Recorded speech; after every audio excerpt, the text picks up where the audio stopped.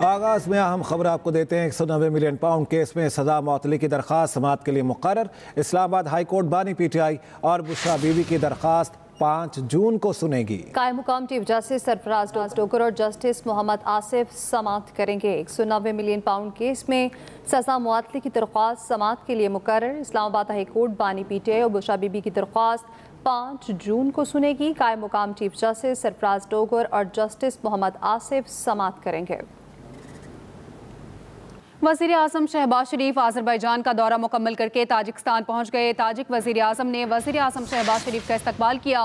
वज़ीर आज़म दोशंबे में international glaciers conference में शिरकत करेंगे। शहबाज शरीफ ताजिक सदर इमाम अली रहमान से भी मुलाकात करेंगे। वज़ीर आज़म शहबाज शरीफ आज़रबाईजान का दौरा मुकम्मल करके ताजिकिस्तान पहुँच गए। 28 मई पाकिस्तान और आज़रबाईजान के लिए बहुत अहम है। वज़ीर आज़म शहबाज शरीफ की ताजिकिस्तान रवानगी से कबल मीडिया से गुफ्तगू। कहा, आज़रबाईजान के साथ ताल्लुकात को बहुत अहमियत देते हैं। दोनों ममालिक के ताल्लुकात मजबूत बनाने के लिए पुरअज़्म हैं। 28th May as a very important event when Pakistan became a nuclear state on 28th May 1998, and Azerbaijan is a very brotherly country, great country, and under the dynamic leadership of President Ilham Aliyev, Azerbaijan has been completely transformed, and we have discussed joint cooperation in the field of trade, commerce, investments, and as you know, yesterday President Ilham Aliyev again reiterated his commitment to invest $2 billion in Pakistan, and we are ready for this investment for mutual benefits, inshallah. And then we are going to have more coordination in commerce, in defense cooperation, and education, health, and many other areas. बानी PTI ने वाज़ेह किया है, कोई कुछ लोग कुछ दो नहीं है। सेनेटर अली जफर की बानी PTI से मुलाकात के बाद गुफ्तगू। कहा, बानी ने कहा, पाकिस्तान में इत्तेहाद की खातिर मुज़ाकरात के लिए तैयार हूँ। चेयरमैन PTI बैरिस्टर गौहर बोले, तहरीक इंसाफ पर उम्मीद है मखसूस नशिस्तें हमें मिलेंगी। बड़ा वाज़ेह कह दिया कि कोई इवेंट टेक नहीं है, हमें सिर्फ मेरे दरवाजे सिर्फ खुले हैं, सिर्फ और सिर्फ इस्टेब्लिशमेंट से डायरेक्टली बात करने के लिए, नेशनल इशूज़ पे यूनिटी की खातिर, इत्तेहाद की खातिर। मखसूस नशिस्तें प्रोपोर्शनेट की बुनियाद पे एलोकेट होती है और ये सीटें उस पार्टी का हक है जिनको आवाम ने वोट दिया है। हमारा सिंपल स्टैंड है कि सीटें उस पार्टी का राइट है जिसको आवाम ने वोट दिया हुआ है, और हमारी जीती हुई सीटों के मुताबिक हमें सीटें मिलेगी, और बाकी पॉलिटिकल पार्टी के उनकी जीती हुई सीटों से ज़्यादा सीटें नहीं मिल सकती। पाकिस्तान का पहले सरकारी बिटकॉइन रिजर्व का ऐलान। वज़ीर आज़म के मुआविन ख़ुसूसी बिलाल बिन साकिब ने अमरीकी शहर लॉस वेगस में बिटकॉइन कॉन्फ्रेंस में ऐलान किया। बिलाल बिन साकिब ने कौमी बिटकॉइन वॉलेट के क़याम का भी ऐलान किया।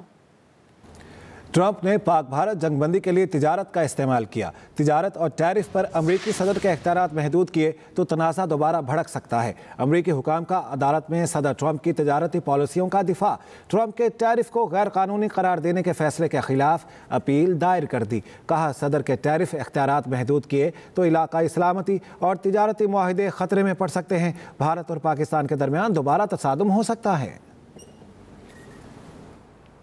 भारत में एक और फॉल्स फ्लैग ऑपरेशन की गूंज। हिमाचल प्रदेश में फौजी बस पर हमला और हलाकतें। ज़राए के मुताबिक हिमाचल प्रदेश में फौजी बस पर हमला 26 मई को हुआ और कमारहट्टी रेलवे स्टेशन के करीब हमले में कई भारतीय फौजी मारे गए। मोदी सरकार ने हकाइक छुपाए। टाइम्स ऑफ इंडिया ने मोदी के हुक्म पर वेबसाइट से खबर हटा दी।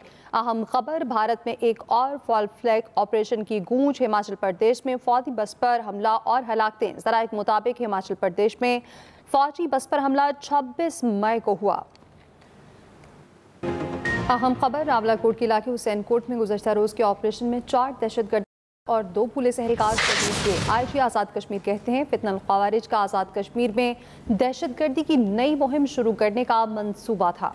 हलाक ख़वारिज जरनोश, उसामा, उल्फत और अली किसी भी हदफ को टारगेट करने में कामयाब ना हो सके। खारजी जरनोश नसीम और उसके साथी अफगानिस्तान में मौजूद हैंडलर अब्दुल रऊफ से राब्ते में थे। दहशतगर्दों के हैंडलर अब्दुल रऊफ के अहदाफ में अहम दिफाई तंसीबात शामिल थीं। दहशतगर्द अब्दुल रऊफ कश्मीरी नौजवानों की जहाद के नाम पर जहन साजी करके दहशतगर्दी फैला रहा था। गाजी शहजाद, जिसके बारे में आप जानते हैं कि वो यहाँ से फरार होकर तो अफगानिस्तान पहुँच गया और इसी फितन ख़वारिज का हिस्सा बना और वहाँ से वो डॉक्टर रऊफ के साथ ही ऑपरेट कर रहा है। तो वहाँ पे कुछ हमारे शवाहिद इस तरह के मिले कि इनको जो प्रॉक्सी शक्ल में जो हमारा दुश्मन मुल्क है वो इनको सपोर्ट करता है। ये जो चारों के चारों दहशतगर्द थे जो कि यहाँ पर आए हुए थे तो दहशतगर्दी कार्रवाई करने के लिए और यहाँ पर इनको खाना बनाने के लिए, वो चारों के चारों मारे। जिन लोगों ने इनको इस एरिया में सपोर्ट किया है उनके पीछे हम जाएंगे और जो स्लीपर सेल यहाँ पर अगर भी कामयाब है तो उसको भी इंशाअल्लाह ताला निकाल बाहर करेंगे और गिरफ्तार। आपको बताते हैं पाकिस्तान के पहले state of the art Nawaz Sharif centre of excellence for early childhood education का क़याम अमल में आ गया। वज़ीर आला मरियम नवाज ने सेंटर फॉर अर्ली एजुकेशन में एनरोलमेंट मुहिम का आगाज़ कर दिया। वज़ीर आला पंजाब मरियम नवाज ने प्री स्कूल बेल बजाकर centre of excellence for early childhood education का बाकायदा आगाज़ किया। वज़ीर आला पंजाब ने स्कूल के ऑफिशियल यूनिफॉर्म की रूनुमाई भी की।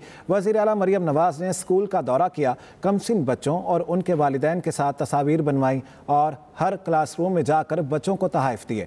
वज़ीर आला मरियम नवाज ने बच्चों के साथ मिलकर ट्रैफिक सिग्नल साइन का सॉन्ग भी गाया। सूबाई वज़ीर तालीम राना सिकंदर हयात का कमसिन बेटा Mohammad Yusuf centre for early childhood education में सबसे पहले दाखिला लेने वालों में शामिल हो गए।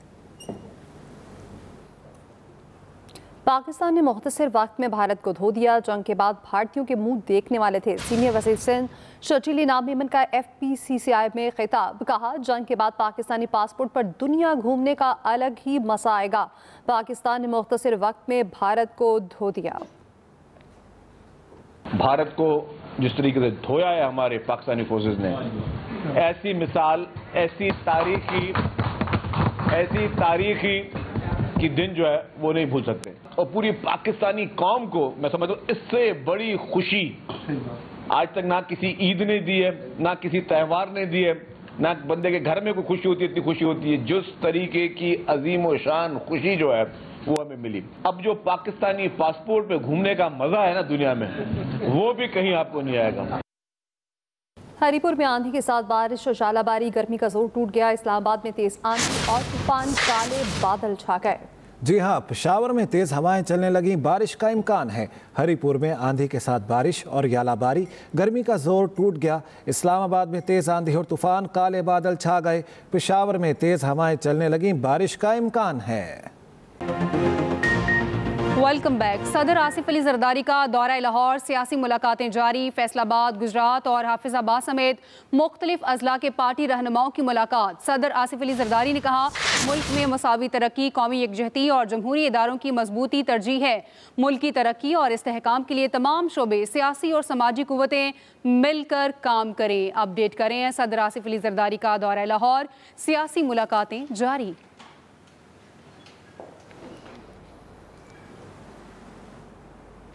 वज़ीर सिंध मुराद अली शाह का कहना है आने वाला बजट बहुत मुश्किल होगा। पीपल्स पार्टी ने हमेशा पाकिस्तान के मफाद को मुकद्दम रखा है।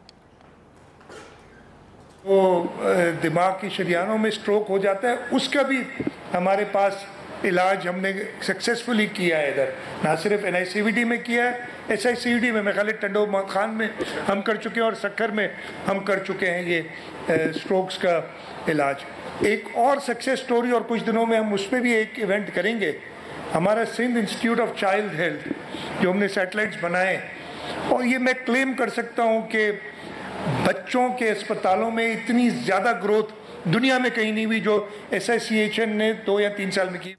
अहम खबर आपको देते हैं। वजारत मवासलात में ग्रेड 1 से 15 में 5000 से ज़ायद गैर कानूनी भर्तियों का इंकिशाफ। मज़ीद जान लेते हैं आमना अली से। आमना अली, बताइएगा क्या इंकिशाफ हुआ है, क्या सामने आया है?